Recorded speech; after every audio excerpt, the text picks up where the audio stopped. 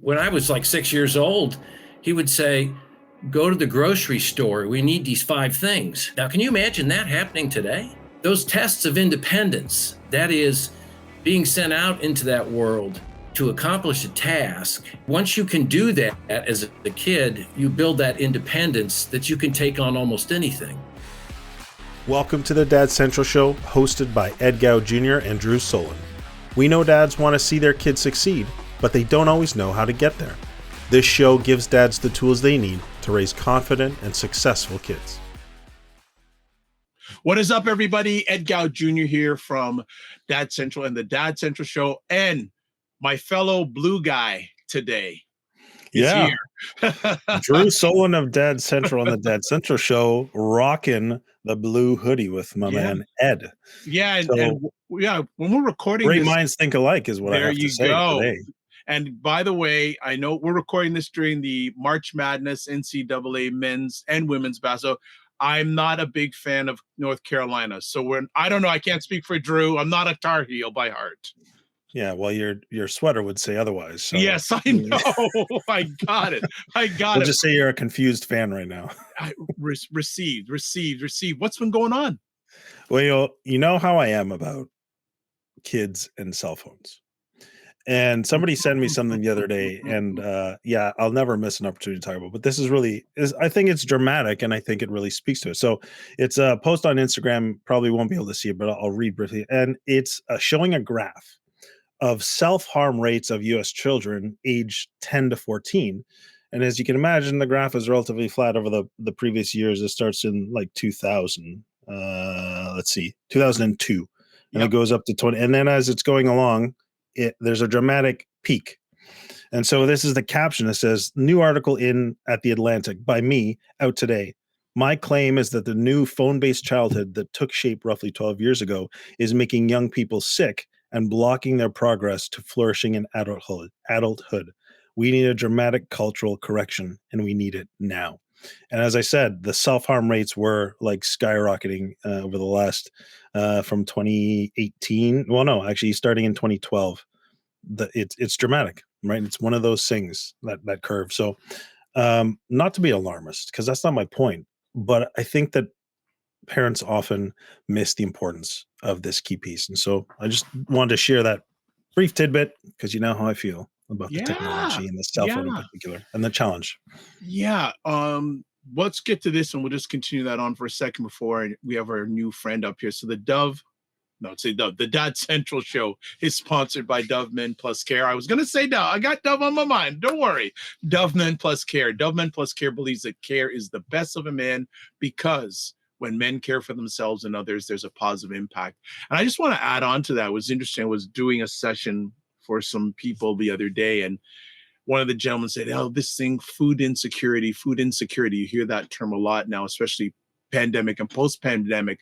But he also said, you know what? There's also a social insecurity. And this is, in my opinion, one of the parts that's contributing to the social insecurity.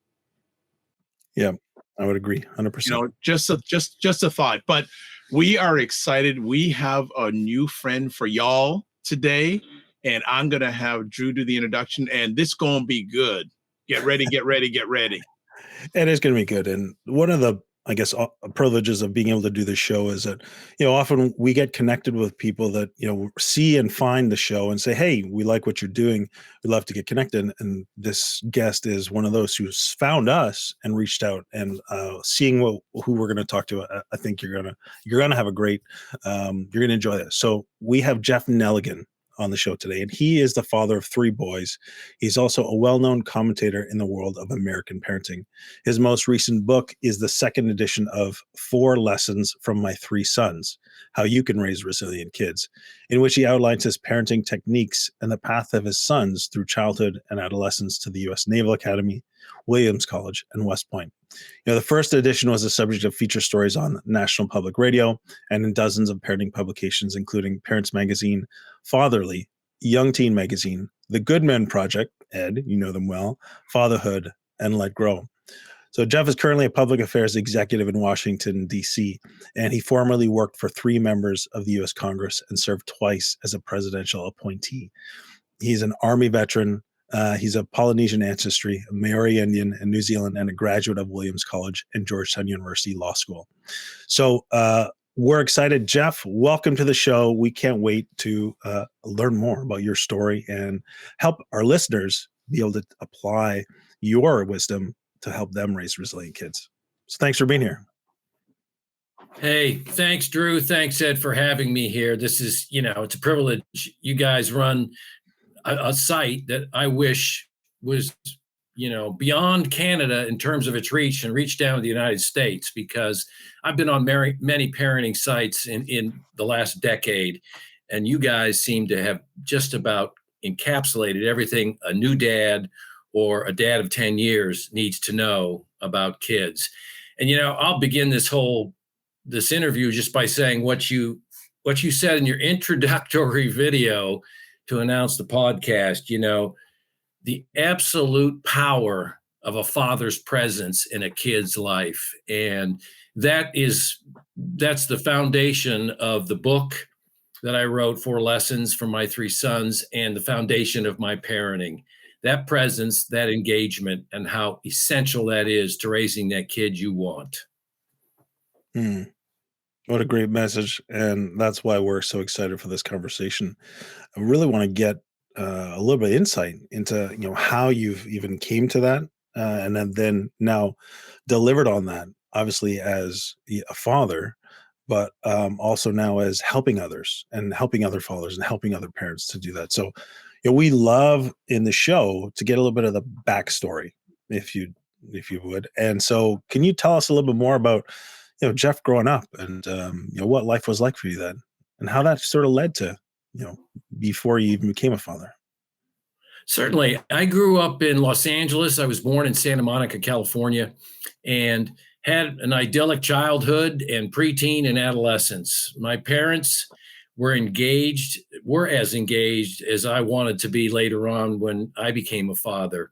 I came east for school and then kicked around in journalism for a little while, and then entered, what was my goal, was politics, and got a job in the House of Representatives, and then just moved up the ladder as politics is. And that is, if you don't lose too many times, you're winning, because everyone loses at some point.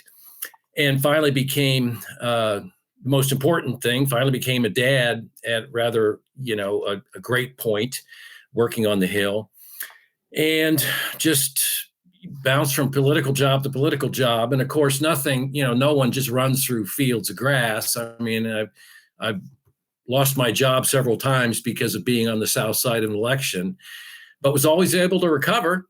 And then finally came to work in DC as a career federal executive in the executive branch, which is where I am today. Along the way, had 3 sons who, from the beginning, I approached with a strategy. And I think that's the essential message for all the dads listening right now. The idea of having a strategy for raising your kid instead of having the culture raise your kid. And Drew mentioned that earlier about that Instagram post. And we can get into that later, but that is key for a dad to have that strategy. Again, that presence in your kid's life. I want to jump in. You said strategy. What was your dad's strategy raising you? It was, I would say it was the mirror of what I tried to accomplish with my sons. My dad did everything with all 3 of us. I was the eldest of 3. And he was a music executive in Los Angeles and a college professor.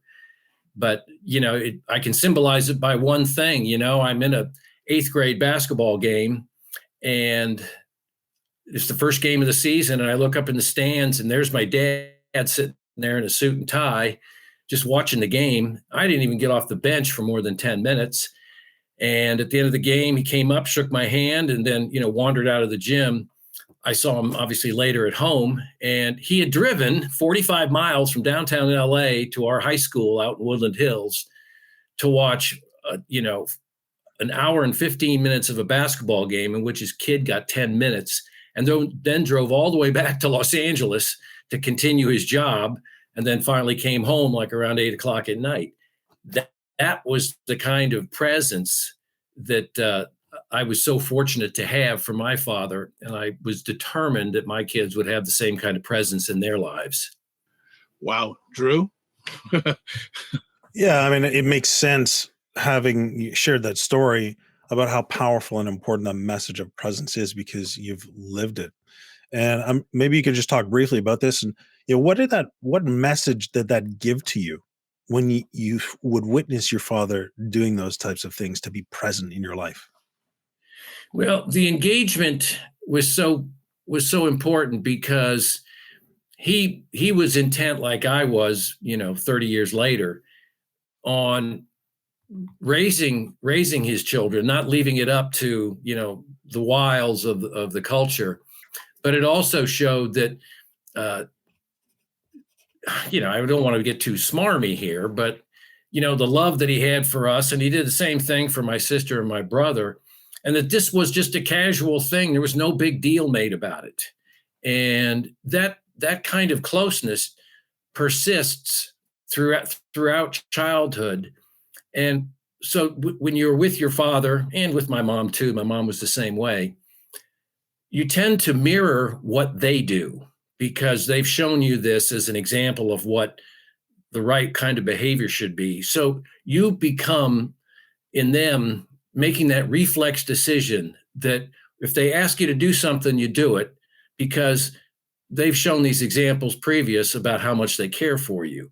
So that example, that reflex, that muscle memory just imbues you throughout the rest, as I say, preteen, adolescence, and then through my college experience and beyond, even in politics, that you just know what the right thing to do is most of the time, if not all the time, and hopefully you can follow through most of the time, if not all the time. Right. Yeah, absolutely. Okay. Well, thank you for that. Ed picked up on it and you shared it very clearly. You had a strategy. But can you talk a little bit about how your strategy emerged and when did you become aware of your own strategy, or did it just happen organically? It's a great question. When do you become aware of it? Maybe I'm different, but I'll tell you, I think every dad has this experience. You hold that kid in your arms, 3 hours or 4 hours after their birth. And then throughout those first months, you're constantly attending to them. And you reach a point and you say, what do I want this kid to be?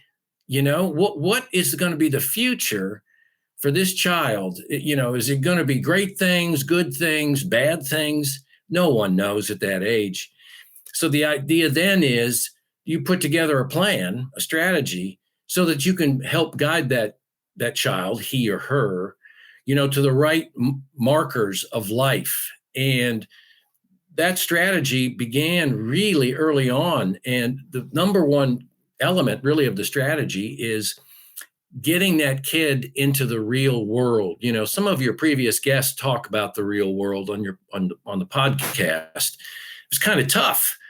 ADHD, parents who were pretty much 180 degrees from what my parents were. So, the world, it's an unforgiving place. My key strategy was getting my kids out into the real world, because I have this old-fashioned belief there, Drew and Ed, our job as parents, as dads, is not just to form a relationship with our kid. It's to teach our kid to form a relationship with the real world out there. That is the people and the places, the situations, the challenges, the victories. And once a kid can handle himself in the real world, that's what a parent can hope for. Because after the age of 13, pretty much the majority of that kid's time with you has been spent. And the real world is going to be his or hers for the rest of their lives. Let me come back to you and your dad. What sort of exposure to the real world did he give you or put you in? Oh, when I was like 6 years old, he would say, go to the grocery store. We need these 5 things. And the grocery store was a bike ride away across, Ventura Boulevard in San Fernando Valley. And at 6 years old, I'm getting on a bike and riding half a mile, getting the stuff at the market and driving back on a bike. Now, can you imagine that happening today? I don't think so. 6 years old. Wow. Back in the day, you went and bought the Sunday paper. Every Sunday, I was on my bike at about 8 o'clock in the morning, driving to the supermarket to buy the Sunday paper. So those tests of independence, that is being sent out into that world to accomplish a task among all these strange, individuals and strange places. Once you can do that as a kid, you build that independence that you can take on almost anything. Drew, go ahead. For many reasons, I love that story. But I also want to maybe add a little to it and then get your perspective, Jeff. Sure. So part of the research around Dad Central was created, and we've got a program actually called Super Dad, Super Kids, relates to a child's willingness or ability to go out into the world and explore, and that fathers are actually catalysts for risk-taking behaviors. But we have to add this, though. It's not just, push your kid out into the world, because you do need the relationship where they feel loved, they feel accepted, they feel connected. So I just wanted to throw that out there because, again, the research is pretty clear that when you have a father who has that warm, connected relationship, they actually are catalysts and help children feel secure enough they can go out into the world and do those types of things. What are your thoughts on that? Does it align with your experience? That's a great point. And I love the word you use, catalyst, Drew, because the father, the dad, the mom is that catalyst. Instead of the kid, shaken or scared to say, no, I can't do that. With that warm dad, and you use that term, that catalyst is formed. And I did the same thing with my kids, the ages of 7 to 4, we were this was my usual example because we did it all the time, in a huge shopping mall indoor. And I pull out my wallet and give each kid a $5 bill and say, go get change. It's not a race. And I'm going to try and keep my eye on you. This is we're not in the middle of the desert, and you come back with a change, and I trust you to do the right things. And of course, it's a task. It's a challenge, and the right kind of kid loves a challenge. And of course, two of them struck out at the first store they went into. Another kid came back with 20 quarters, but they all returned. And, that was the beginning of being that catalyst. The dad's standing there saying, hey, big smile on my face, just you take your time. And of course, then it graduates. It graduates to, you go to a sketchy 7-Eleven and you give a kid a $20 bill and you say, hey, go in there and get, Gatorade and Doritos, and we'll be right here. And the kid has to go in and navigate the counter, finding this stuff, being around other individuals, strangers, and then come back to the car. And the kid does that when he's 5 years old. And then, of course, it graduates even more. Here's the airline information. Go get our boarding passes. Here's my ATM card. Here's the passcode. Go get me $300. And so that catalyst, the kid goes off and does these things because, Drew and Ed, parents aren't around for the majority of the day of a kid. The kid is going to be at school or after school, and he's going to be with his peers or in different places. And the dad or the mom is not going to be there. So that kid has to have that confidence in order to carry on. And that confidence just swells and gets bigger and bigger and becomes, like I said, the muscle memory for every act that they do in life. I need to jump in here. There's 2 words out of the many you just shared that I want you to provide insight and the importance for dads and fathers when it comes to their kids. Trust and confidence. Yeah. How foundational are those in that dad's relationship with their child, their kids, etc.? Ed, let me take the second one on confidence. Let me tell you, and you guys know this because all adults know it. No one gets a free ride ever. And kids hit obstacles, beginning at age 3 or 4. And if they're able to be trained in a certain way and given trust, to use the second word, to do things on their own, that confidence, conversely, will only grow. And the confidence, as I said, is got to be a part of their everyday life, because every day provides a challenge. Every day provides an obstacle that they've got to get over or around and, somehow break through.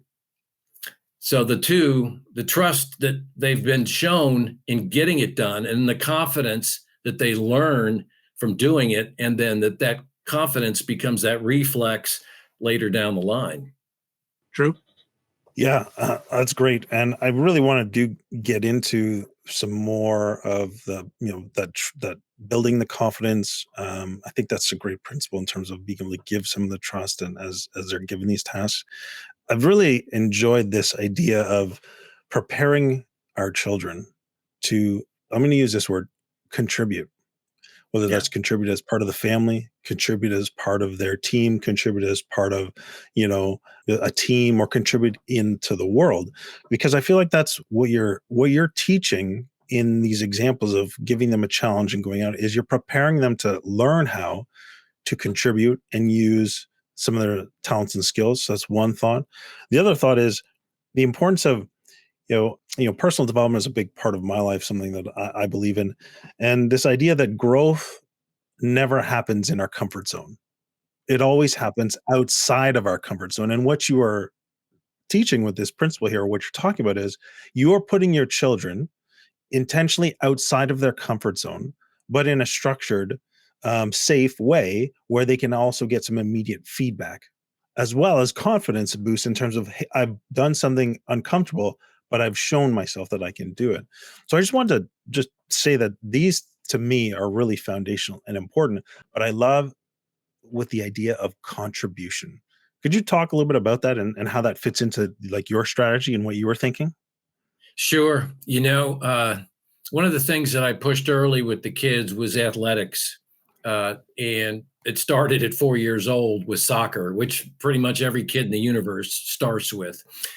And I wanted them on a field because the contribution, that's a perfect word. They have to contribute if they're going to play the sport. That's why they call it a team sport. So the idea of sports is you get three things from it. If it's 4-year-old soccer or professional rugby, like my youngest kid plays today here in the United States. Number one, you have the camaraderie of a team. So you've got to contribute, to use your word, to that. You have to get along with people you don't even like, but you've got to do it. And it's very similar for, when you're in the military, you're with a company or you're on a ship, and you got to get along with everybody, even if you don't like them. The second part of it is adversity. At the end of a game, and I played in a million games, as have all three of my sons, all the way through college. There's a scoreboard up there, and it says, there's no time on the clock, and there's a winner up there, and there's a loser. And you don't want to be on that losing side. So you're going to try to get better. That adversity hurts. Losing hurts. And if it doesn't hurt, you shouldn't be playing. The third part of it is you have to get better. In order to contribute to that team, that camaraderie that was number one. Number three, you have to continue to practice. You said the word self-improvement. You have to get better, because if you don't, you're not going to be playing too long on the field, or you're not going to make the next level team. So the contribution factor is spurred by outside forces, but it also comes from within. And the athletic metaphor is pretty tired, but it's the same as in a theater production or a marching band or in a robotics club, anything where kids are brought together, where there's a specific goal at the end of the line that they have to work towards and achieve. So that contribution factor just kind of accelerated and escalated until the natural outgrowth of it was joining the service. And two were in the Navy and one is in the Army, and all three are officers. And that's kind of right now, that's where they are. And I think beyond that, when they get out, it'll be the corporate realm where you have to motivate a huge team to get to a goal. And if you don't do it well enough, you're on that side of the scoreboard that's a loss. And, putting up with too many of those is just not going to make it. Are you a dad who feels like you're juggling a million things at once? Balancing work, family, and personal goals can be overwhelming. But what if there was a solution? That's why we created our new fatherhood community called Dad Mentor. For over 20 years, Dad Central has built practical tools to help dads. We understand the challenges you face and provide the support you need to thrive. The biggest complaint we hear from dads is there's no dedicated support for their specific needs. But not anymore. Our new community, called Dad Mentor, is here to transform your fatherhood experience. Imagine feeling in control, staying calm and patient when your children misbehave. Picture yourself connected to your children, guiding them with confidence and watching them succeed. When you join Dad Mentor, you'll have access to a community of like-minded dads committed to their dad journey, just like you. You'll also get the Dad's Roadmap. This is a step-by-step plan to help you go from unsure to unstoppable as a dad. Monthly masterclasses and Q&A sessions. You'll get answers and know exactly what to do straight from experts. Monthly group meetups that connect dads over common topics. A dad's resource library. Curated webinars, podcasts, or guides built by Dad Central to help you grow as a parent. And finally, you'll also get exclusive members-only offers and events. Now, many dads do try to do this fatherhood thing alone, only to find themselves trapped in frustration and strained relationships. Then they may turn to unhealthy coping mechanisms like drugs, alcohol, or other distractions, leaving their family and their own well-being at risk.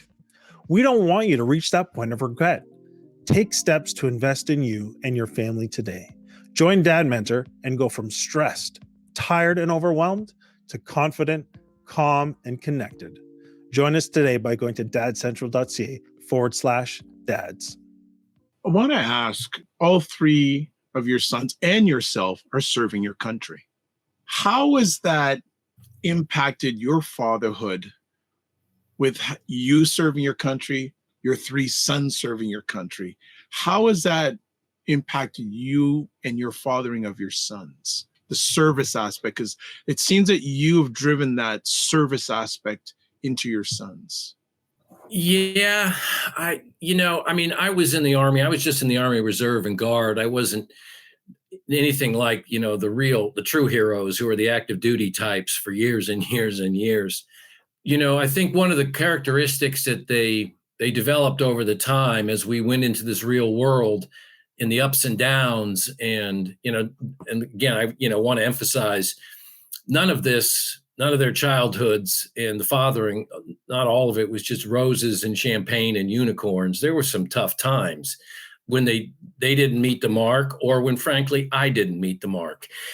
And I'll tell you, in 4 lessons, there's plenty of times where I take some major league shots at myself for my mistakes. I will say that the leadership portion of all the characteristics that resulted in the leadership portion, that was a big part of it. And they got those traits pretty much from being in athletics in a big way and being good enough to continue to ascend to other levels. I'll also say, my ex deserves 90% of the credit for how they turned out. I get 10% for being, a major league nag. But she had that quality of leadership. And so that helped in the whole formation of their characters. And the service is really, it's an ultimate contribution type of affair. I would say alongside of that are teachers at any level, because that's the toughest job in Canada or in America that I know of, and first responders. It's a whole different realm of people who have pretty much, their servant leadership is the term. They've decided to take these kind of rough jobs because that's just ingrained in them. I want to go a little bit deeper on that in regards to the service, and if you can share a message to the fathers, dads, and the male caregivers out there, how important it is for them to, especially in the early years, be a servant to their children. Yeah, I agree. It goes back to, your introductory video, the essence of engagement, that presence in someone's life.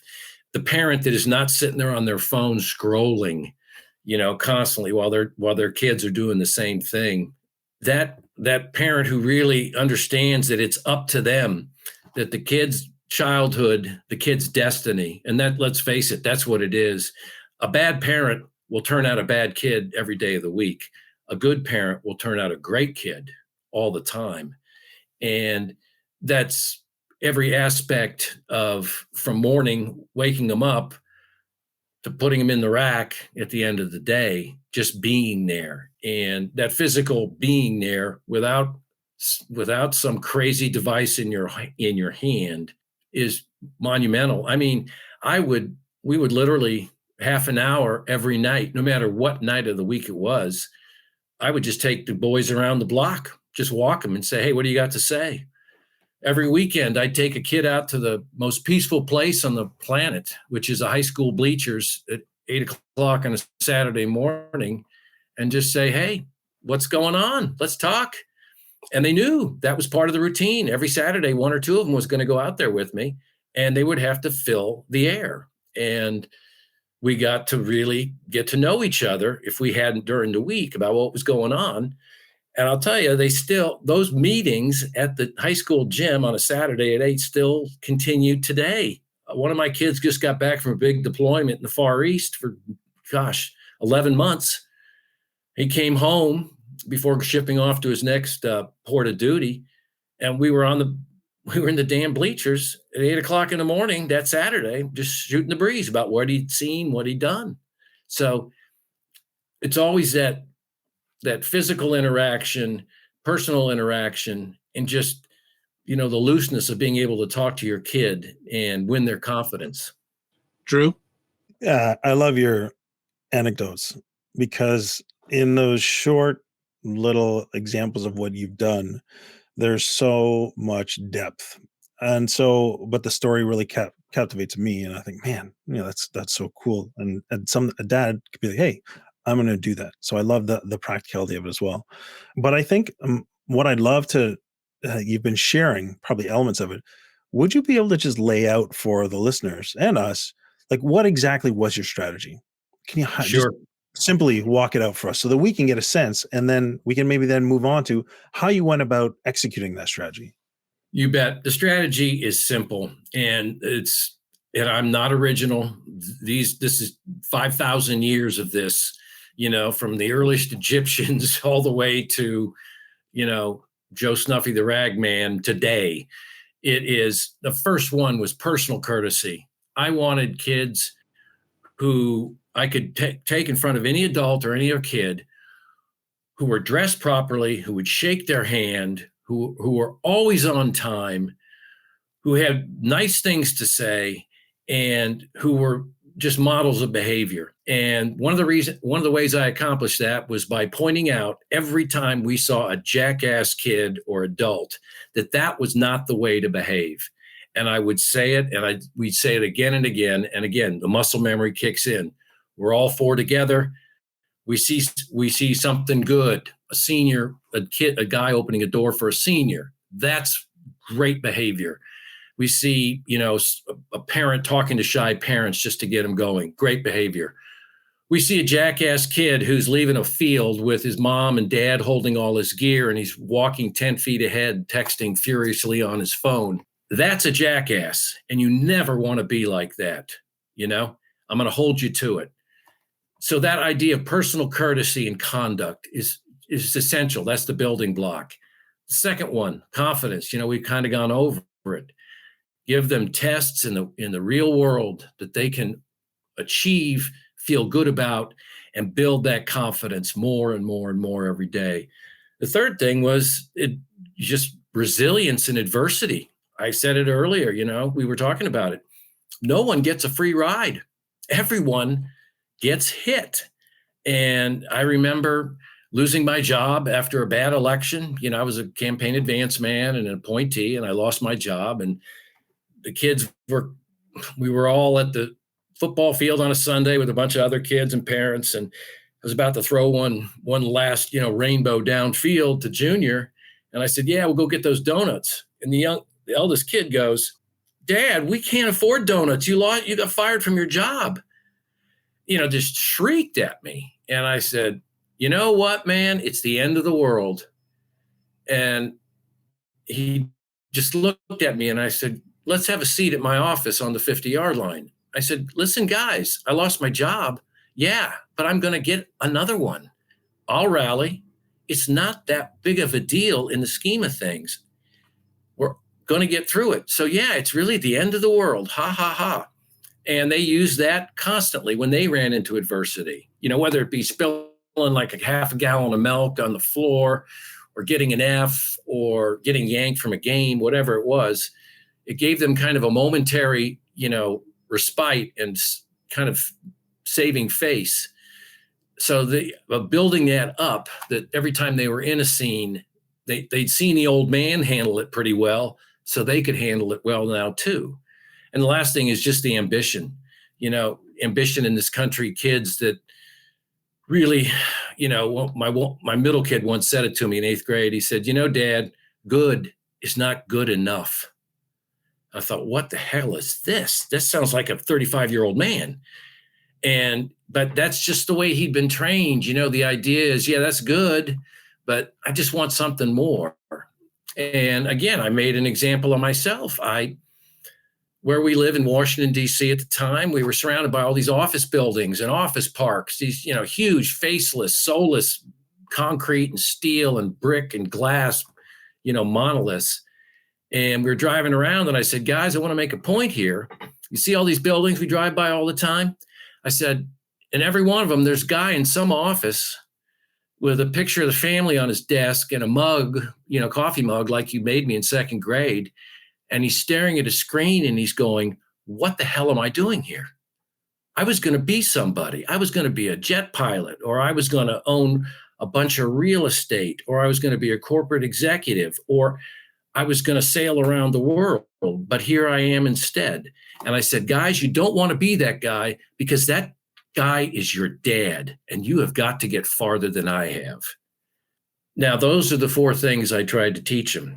And as you see, I didn't spare myself at all. And that kind of honesty, you talk about building that presence with your kids. If you're that honest, they'll follow you to the end of the world. I mean, I love it in so many ways. I've said it a couple times already, but I just want to recap this. So 1, personal courtesy. 2, confidence. 3 was resilience. And 4 was ambition. That was your 4-pronged focus in terms of I'm going to say the characteristics that you wanted to develop in your children. And correct. Maybe we could talk about this because this came up recently in just some content I was consuming. It's the idea of character, because that's really what I'm hearing. Would you talk about the importance or where character was in terms of within your strategy and the importance of what you wanted to see? You bet. I think character begins with the first one, just that personal conduct, that courtesy. And, character is something that any kid has to have and can develop. I will tell you, in talking with dads and moms all the time, we'll be talking about kids and they'll say, well, Johnny and Betty, they're really smart, and I have to say, and you guys have already seen, I'm a pretty unfiltered guy. At my age, where I am, I can afford to be unfiltered.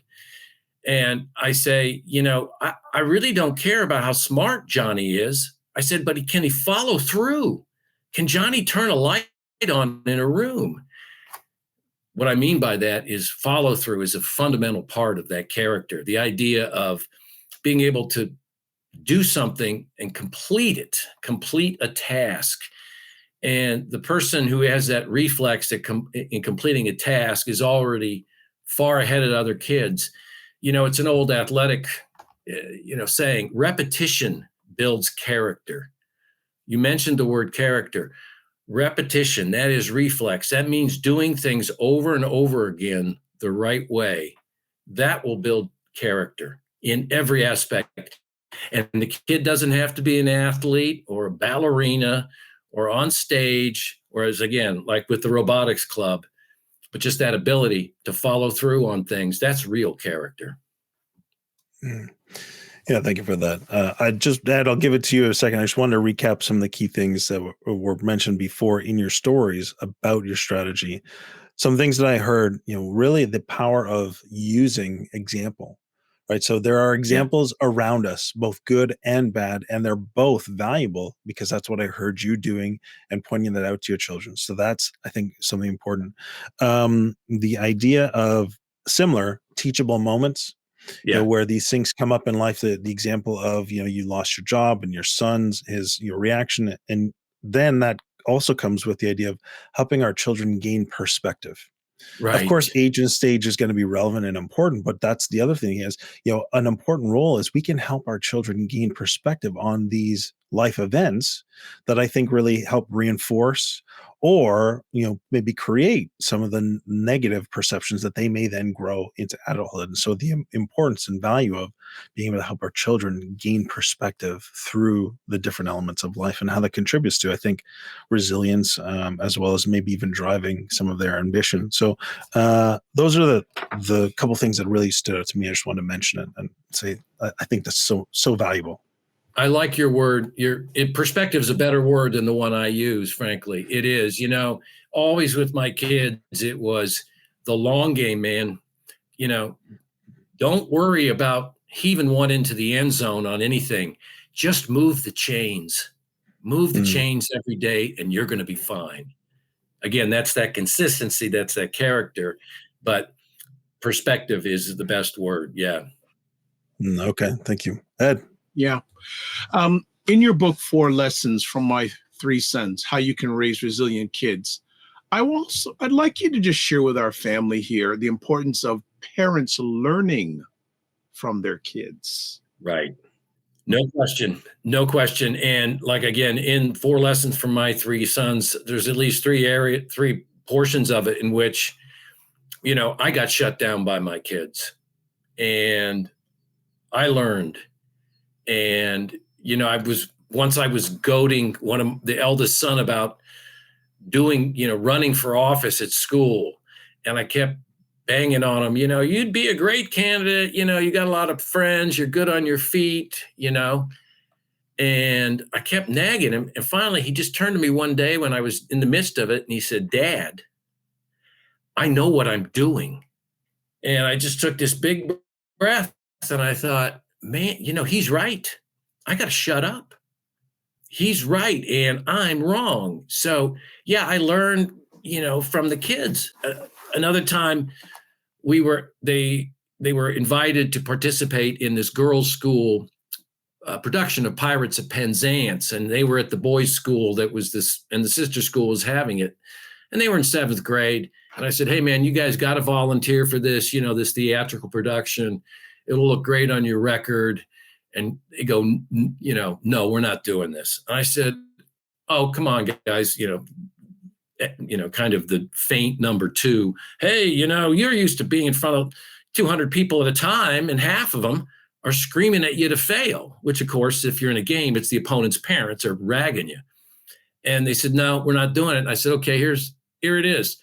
3rd time. I said, look, I'll give you $10 if you just show up. And if you don't like it, I'll be waiting outside. You can come out. So I took them there and they got out of the car and they had their $10 bills in their pocket. And I just took off and came back 2.5 hours later and they walked out and they were wearing pirate uniforms and hats, and they had the swords, plastic swords. And they just get in the car and I said, oh, I'm glad I didn't wait too long. And they go, Dad, we knew you'd left. We knew you were going to leave. We knew you were putting us up to this. This was a test. Okay. And they had me. I mean, the idea was you can't fool them. These kids had me. And, I felt kind of ashamed that I just left them.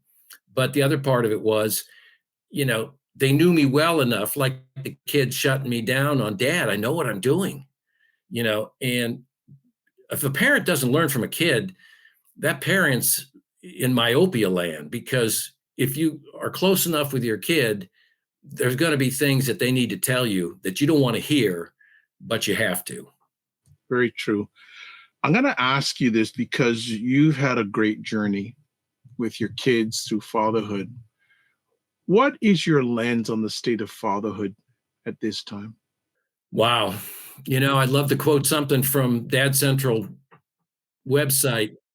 I think the fact that your website exists shows that it's, fathers have a lot of questions and they're searching a lot.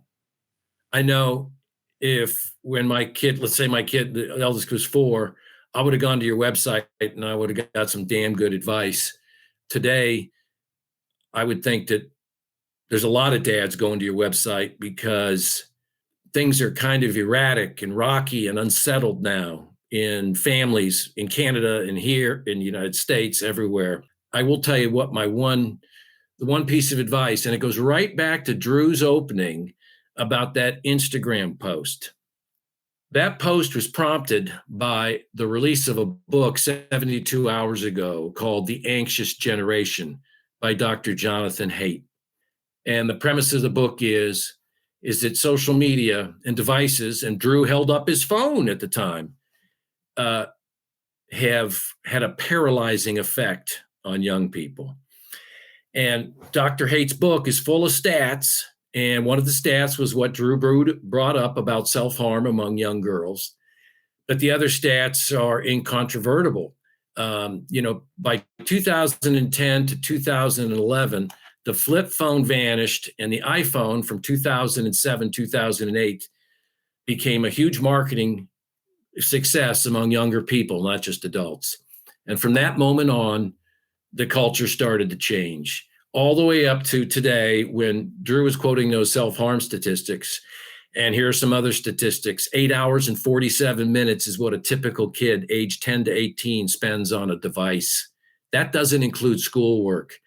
2 hours, 13 minutes a day is what an average boy ages 14 to 24 spends on video games. 2 hours, 13 minutes a day.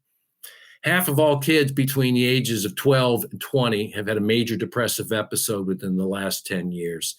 Dr. Haidt, in the book, of which that TikTok post was a part of, explains that social media and devices, this passive universe of just, digesting information, has really, really harmed the mental health of kids. That, to me, is the biggest challenge of fatherhood and parenting today. And there are ways to easily stop it and reverse it. That would be, my culprit, so to speak. Good stuff, Drew. Well, I mean, those stats are, I think, speak for themselves. And thank you so much for adding that in there. Little did I know I was connected to, the key things that you're already aware of. And, I would imagine sharing this message broadly as well.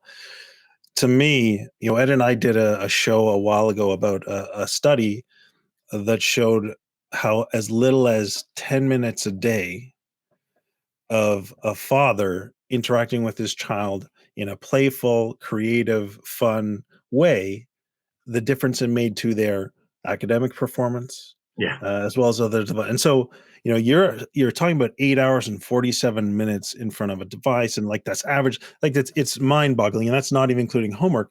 Yet when you counteract that with just 10 minutes a day of one-on-one dedicated connection between a father and a child, and parents, like moms and kids as well, look at the difference it makes. And so this problem, it's not going away, but there's a solution. There is a and solution. We are the solution as parents. We are the solution, and it's not that crazy to invest 10, 15, 20 minutes of uninterrupted focus time on your child and see the difference it makes 5, 10, 15, 20 years down the road, and put some limits on these devices. Right. Don't give your kids carte blanche to whatever they want, and make sure that there's clarity in terms of, no way, you're not getting this. Here's what you're getting. We're going for a hike. We're going this. Anyways, don't get me started, but I just want to say I fully believe in and support that message. And I think their solution is right in front of us. It is. And, I wrote a book previous to the second edition. It was called Your Kids Rebound from Pandemic Lockdowns, a family guide to restoring your family. The biggest catastrophe from COVID was the isolation of kids, the closing of schools, the quarantines, the shutting off of all extracurricular activities. But all of it led to increased use of cell phones, already accelerating from like around 7 hours in 2019 to the 8 hours 47 today. And you got to wonder what chunk of time that is in a kid's day. That's more time than they spend sleeping. And of course, the parents aren't off the hook. Parents have that damn phone in their hands all the time. That was another time my kids called me. I was banging on the idea of social media way back when they were young. They didn't have phones until they were at the end of 11th grade. They had 1 hour of video games a week, and it was on the weekend, so they never got to use it because they were at games. We had no television in the house until they were in 10th grade. They didn't get any kind of the screen, tornado, tidal wave of stuff that kids got that were their same ages. But when, there I am on my phone. I have a pretty big job in DC, and I'm on my phone. And at one point, we're playing basketball in the driveway, and the middle kid goes, "Dad, you're always on your phone." And I said, "Man, you know what? You're exactly right. I'm ashamed because I've been banging on you kids not to use them, and you don't even have them at this point. And here I am fiddling on a screen." And I said, "That's it." I said, "I'm not going to do it again." And I can tell you, for the next 8 years, I maybe took that phone out in front of them, a half a dozen times. I just would not answer stuff until I could get away and start to, do the work stuff. So it's a parent's thing as well. And again, I got nailed by my kids, and I learned from them, and I deserved it. It's easy for parents. All you do is, and maybe again, this is unfiltered. You're the parent, they're the kid. You take the phone away and you say, there's going to be rules on this from now on. And the rules are, you can't pull it out in the car, at the dinner table, after 7:30 at night. We're turning off the routers. You can't go, as you said, Drew, the boundaries. You can't go on these sites. And if you do, you won't see that damn thing for a week. So, parents have to step up, and at the same time, they got to step up and put their own phones down. Yeah, great message. We have to model it ourselves first. John Maxwell has a simple saying. The most basic leadership principle is people do what people see. So what are your kids seeing? And the more that you can model the type of behavior you're looking for them, importance. The other thing that you've mentioned, but we haven't explicitly said, is the humility to be willing to listen to our children and hear their thoughts, their perspective, their ideas, or their rebuttals or their rebukes, we'll say. Yeah. Because that, if you're not able to hear your child, like your son saying, "Dad, I know what I'm doing," and you recognize at that point, okay, he's got this. I'm going to step back because he's telling me I should step back, and to actually follow through and do that. Not get caught up in this idea of, "Oh, I'm the authority. I'm the boss. You do what I say. Don't you argue with me." So there's authority, but then there's also respect. And I think being able to balance those and have your child feel respected, and that you are willing to hear them so that they'll be willing to hear you. Anyways, just some thoughts there. Ed? I also want to compliment you on your humility. And I think being a dad, you got to have some sense of humility too. You don't know everything. You can't be everything. Admit when you're not right. Oh, gosh, yes, Ed. Oh, yeah. I'll tell you what, Ed, Andrew, humility is power under control. Okay? And I always told that to the kids, and they could barely understand it when they were young. What the hell do those words mean? When they got older, they got it. Humility is power under control. Walk your life, walk your walk with just that steady, steadfast confidence in yourself, and don't advertise it, and you'll be fine. So, I mean, yeah, I was embarrassed. I mean, none of these were pretty, and they made me feel pretty bad. But, to go back what Drew said, you got to be willing to listen to them if you're going to be continually directing them in what they should do. Well, Jeff, this has been Ed. Did you want to go in? Sorry, I was about to. One last thing. Probably you're not going to outlive your sons. No. Yeah, but we also hope for the best. When you transition, what would you like your sons to say about you as a dad? Oh, I think that's pretty easy. It's like when I showed them the book before it was even published, they said, "Hey, Dad, you told it like it is."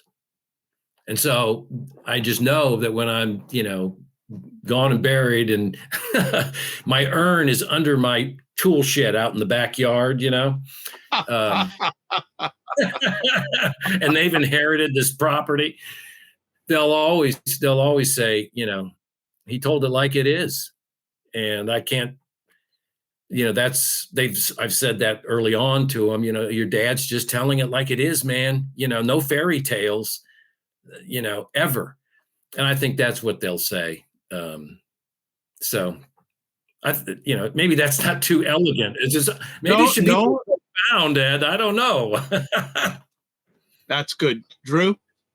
Jeff, I just want to say thank you so much for reaching out, for coming on our show, having this conversation, and of course for the message that you're communicating through your book, through your platform, through just wherever you're able to share this message, because I think it's so important.